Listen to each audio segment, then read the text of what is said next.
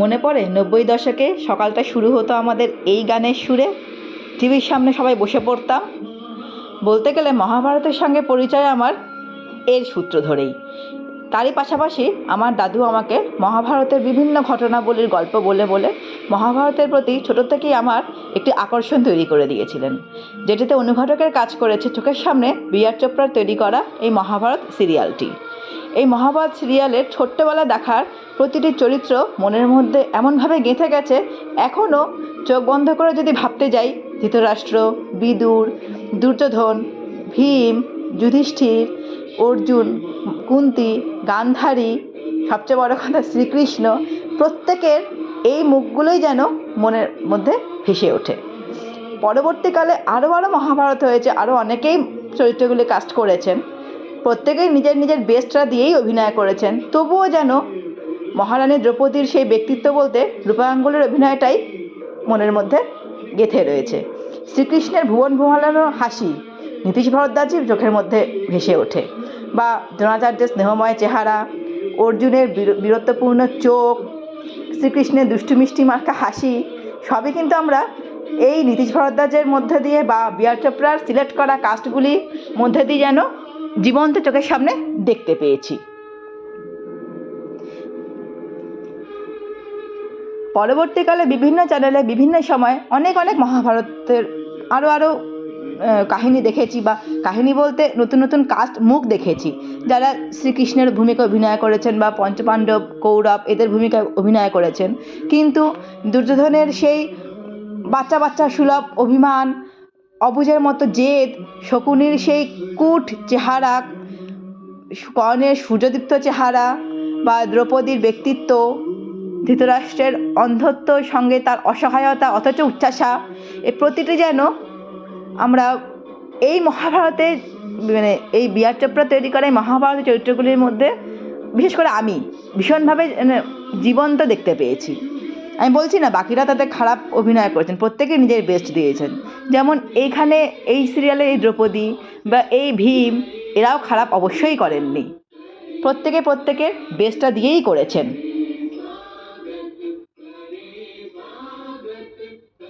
তবে মুকেশ খান্নার সেই দেবব্রত থেকে ভীষ্ম হওয়ার মুহূর্তটা, যেটা দেবব্রতর ভীষ্ম থেকে হয়ে যাওয়ার মুহূর্তটা, সেটা কিন্তু মুকেশ খান্নাকে যতটা জীবন্ত লেগেছে, যতটা বাস্তব লেগেছে, হ্যাঁ আমি বারবার বলছি বাকিরাও কেউ খারাপ করেননি, কিন্তু আমার ব্যক্তিগতভাবে মুকেশ খান্নার সেই দেবব্রত থেকে ভীষ্ম হয়ে ওঠার যে চেঞ্জটা চেহারার মধ্যে ফুটিয়েছেন, পরবর্তীকালে স্নেহময় দাদু, পাণ্ডবদের সামনে, কৌরবদের সামনে অসহায় বীর, ও কোনো কথা হবে না।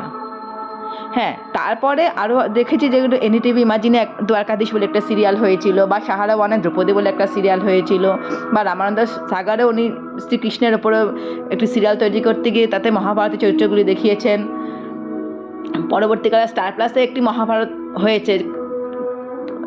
এদের আমি প্রত্যেককে কিন্তু আমি দেখেছি নতুন কিছু জানার আগ্রহ নিয়ে।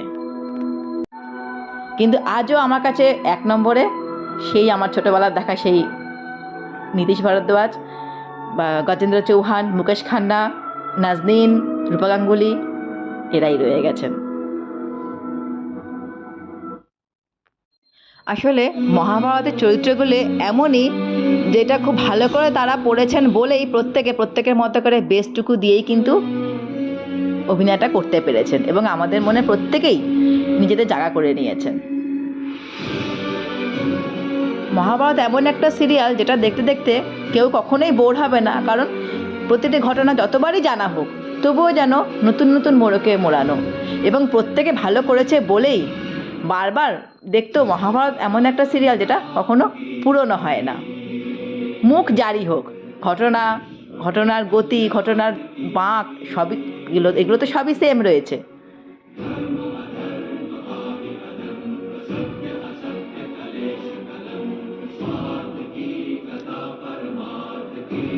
মহাভারতের নাম শুনলেই না জানেন আমি এমন পাগল মহাভারত নিয়েছিলাম একটা সময়, বা এখনও আছি। আমি আমার রোজগারের প্রথম টাকা থেকে যখন নিজের জন্য কিনলাম, আমি কি কিনেছিলাম জানেন? মহাভারতের সিডি। মানে জামা কাপড়, খাওয়া দাওয়া, গয়নাগাটি বা অন্য এসব না।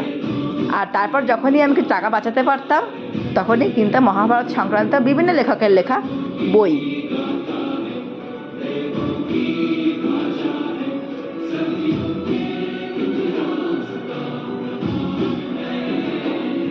আর মহাভারতের প্রতি এই প্রেম আমার অনেকটাই আমার দাদু দেয়, কারণ দাদু আমাকে ছোটোর থেকে গল্প বলে বলে এর প্রতি ভালোবাসাটা জাগিয়ে দিয়েছে আরও বেশি করে।